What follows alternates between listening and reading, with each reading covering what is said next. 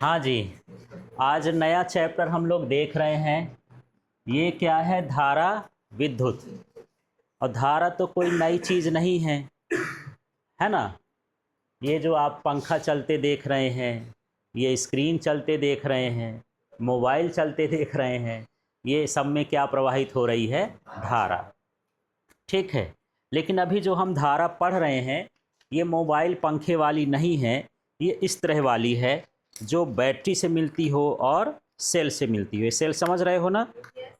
हाँ, छोटे बड़े सभी तरह के सेल होते हैं। इनसे हमको क्या मिलती है? धारा।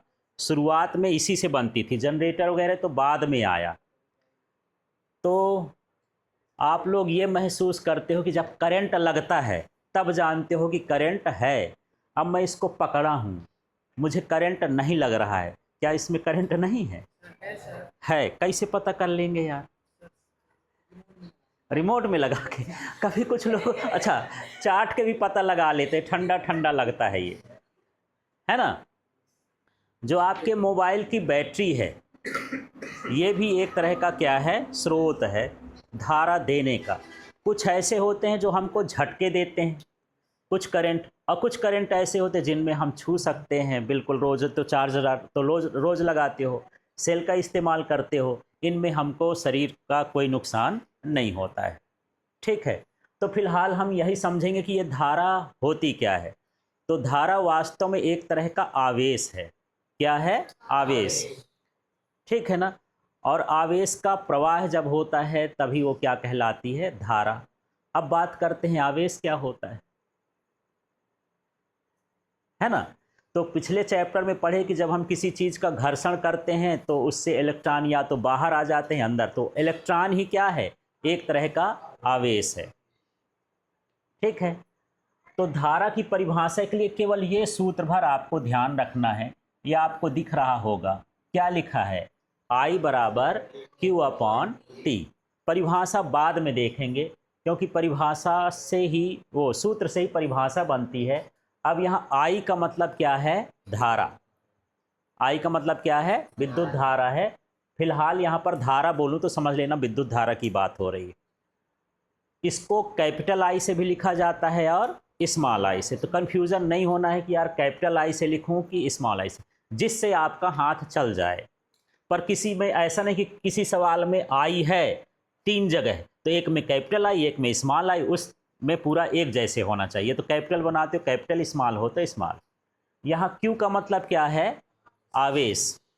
और टी का मतलब क्या है? समय। ठीक है।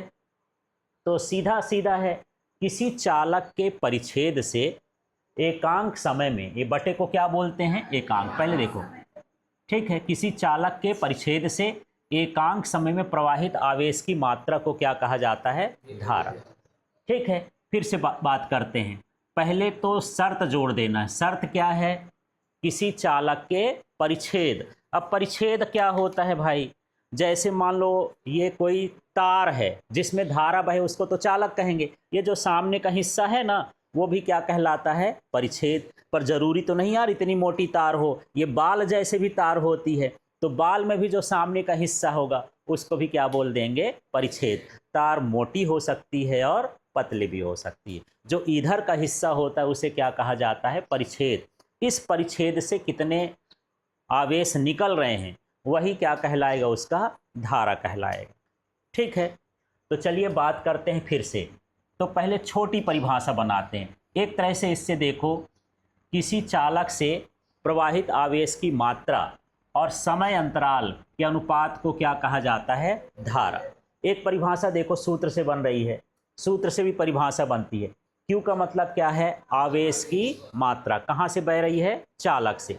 तो चालक से प्रवाहित आवेश की मात्रा, और इसको बोलो समय अंतराल के अनुपात को क्या कहा जाता है? विद्युत धारा। ठीक। दूसरी परिभाषा अब ऐसे देखो, यहाँ से मैं समय, ये बटे का बोलूँगा। एकांक समय में क्या बोलोगे? बटे को क्या बोलते हैं? एकांक। और ये वाला क्या हो गया? समय। एकांक समय में किसी चालक से प्रवाहित आवेश की मात्रा को क्या कहा जाता है? धारा।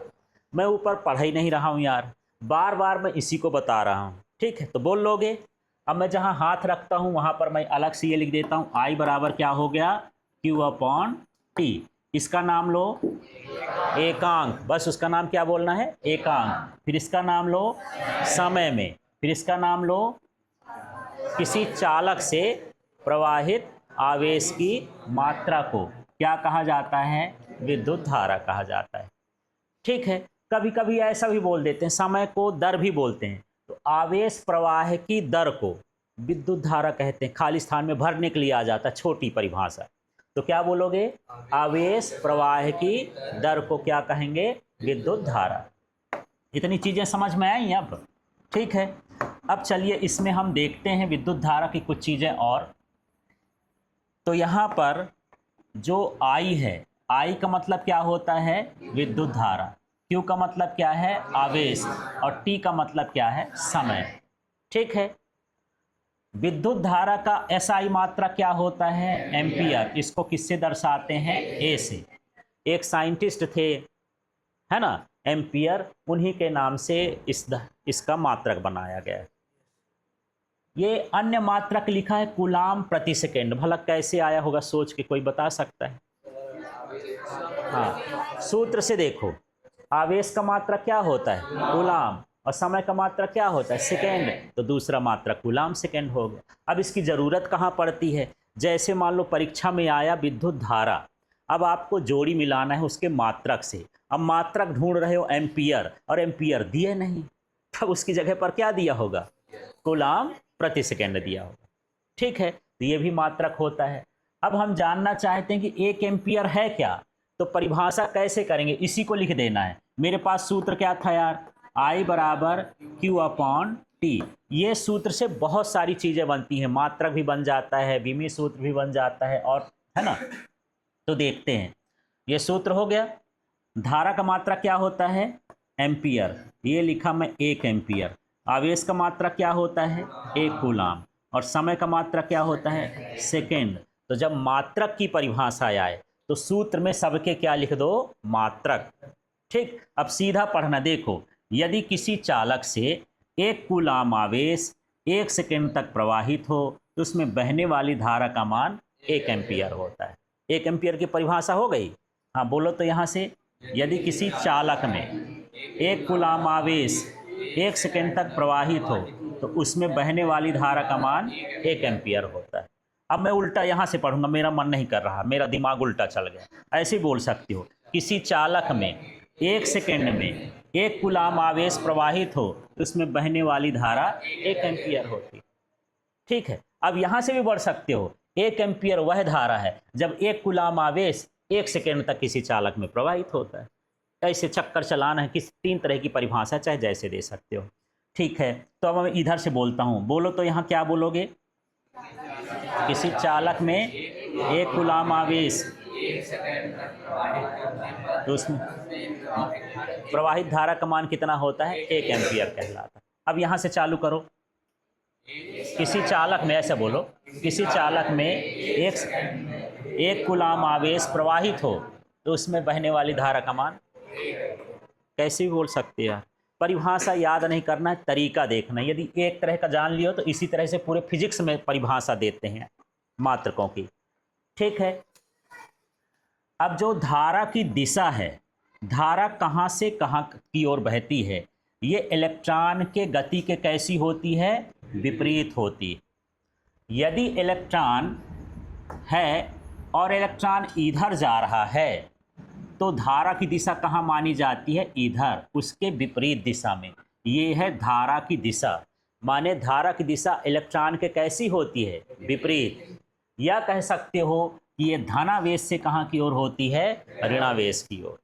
2 चीजें समझ में आ गई। तो धारा की दिशा कहाँ होगी, इलेक्ट्रॉन के अनुसार कहाँ होगी, इलेक्ट्रॉन की गति के विपरीत। यदि इलेक्ट्रॉन इधर जाएगा तो धारा की दिशा पीछे होगी। वैसे जैसे रोड में साइकिल चलाते हो तो साइकिल आगे बढ़ती है तो लगता है रोड कहाँ जाती है, पीछे जाती कहीं नहीं है, पर लगता है कि कहाँ जा रही है, पीछे। ऐसे यहाँ पर धारा ही है। ठीक है, इसके बाद हम बात कर लेते हैं कि यहाँ तो हम बताते हैं कि धारा की क्या है, दिशा, और यहाँ मैं बता रहा हूँ कि विद्युत धारा कैसी राशि है, अदिश। ये खाली स्थान में भरने के लिए आता है, लेकिन क्योंकि लड़कों को कन्फ्यूजन रहता है वो सदिश लिख के आ जाते हैं, क्योंकि इसमें हम क्या बता रहे हैं, दिशा। और जिसकी दिशा होती है वो कौन सी राशि होती है, सदिश। पर ये क्या होती है, अदिश। दिशा होते हुए भी ये कौन सी राशि है, अदिश। कारण क्या है, यह सदिश के योग नियमों का पालन नहीं करती है। दिशा तो है पर नियम से वो नहीं चलती है, इसलिए क्या होता है, ये अदिश राशि होती है। ठीक है, तो धारा के बारे में इतनी चीजें क्लियर हो गई। वास्तव में धारा जाती कैसे है, मान लो एक तार है, तार में बोलते हैं इलेक्ट्रॉन बहते हैं, है ना, तो क्या बहती है, धारा बहती है। तो कुछ दिन में इलेक्ट्रॉन जब सब निकल जाएंगे तो तार को दुबला ना जाना चाहिए, पतला हो जाना चाहिए। तो तार तो वैसे को वैसे 8-10-15 साल से तो यही है, तार में तो कुछ नहीं हुआ है। चालक का काम करती है, आवेश प्रवाहित नहीं करती है। चालक के थ्रू आवेश जाता है। हाँ, कैसे कैसे जाएगा, देखो ऐसे समझ लो, बिल्कुल सही है कि ये चालक है और यहाँ पर ये जितने बैठे हैं ये इलेक्ट्रॉन हैं। इलेक्ट्रॉन चलते नहीं हैं, परिभाषा कह देते हैं इलेक्ट्रॉन प्रवाह को हम क्या कहते हैं, विद्युत धारा। आवेश प्रवाह को हम क्या कहते हैं, विद्युत धारा।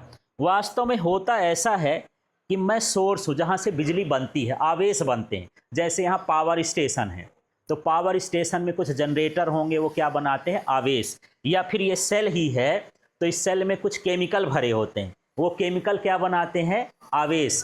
तो आवेश जो है बनते हैं जब, तो चालक से बहते जाते हैं। बहते कैसे हैं, जैसे मैं इनको दे दूं ये पेन, पकड़ो भाई इसको, ठीक, अब इनको देते जाओ, ऐसे देते जाओ, ये मैं इनको क्या दे दिया, आवेश। और ये इलेक्ट्रॉन एक दूसरे को वहां तक पहुंचा दिए, तो क्या ये कहीं जा रहे हैं, बस वहीं तक। ये कहीं गए क्या, वहीं के वहीं हैं।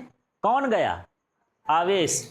तो जो चालक होता है, एक सिरे से जब आवेश मिलता है तो उसको ढो ढो के पासिंग के द्वारा कहाँ तक पहुँचा देते हैं, लास्ट तक पहुँचा देते हैं। चालक से कुछ घटता बढ़ता नहीं है, वो सिर्फ काम करता है कि भैया तुम मेरे को जो दिए हो उसका सामान है तो वहाँ हम भेज दिए, वहाँ तक क्या हो गया, पहुँच गया। ठीक है, ये होता है आवेशों का प्रवाह। ठीक है, क्लियर हो गया।